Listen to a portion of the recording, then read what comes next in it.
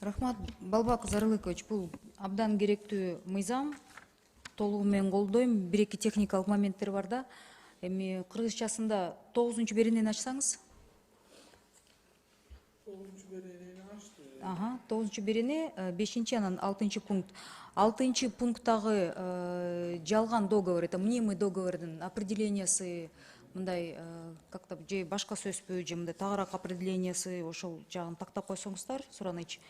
Анан айтып кете турган нерсе, коллегабыз туура көтөрүп атат, кээ бир учурларда мындан тышкары салык төлөөдөн качуу себеп болбош үчүн тоже конкреттүү түрдө прописать этип жазылса жакшы болмок. Андан тышкары мен жоопкерчиликтен да жакында эле Баткенде болгон окуялардан кийин бизде во дворце спорта баарыңар эле көрүп жаткаңар да, абдан көп жаштар, бой жетелек, 14-15, 16 жаштагылар жүрдү.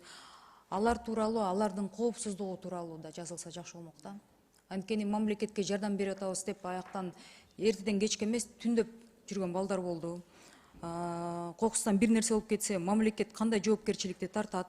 Же ошол уюмдар тартабы, же эмне болот? Өз ыктыяры менен деп коюп, бирок биякта бирөөнүн балдары жүрдү да, бой жетелек балдар. Ошол боюнча мен коопсуздук маселесин ушул тактап бир жазып койсок, бул эми өзүңөр инициаторлор караңыздар на ваше усмотрение, да? Но вот этот вопрос, он должен быть безопасность этих нашей молодежи. Жарайт. Все, рахмат.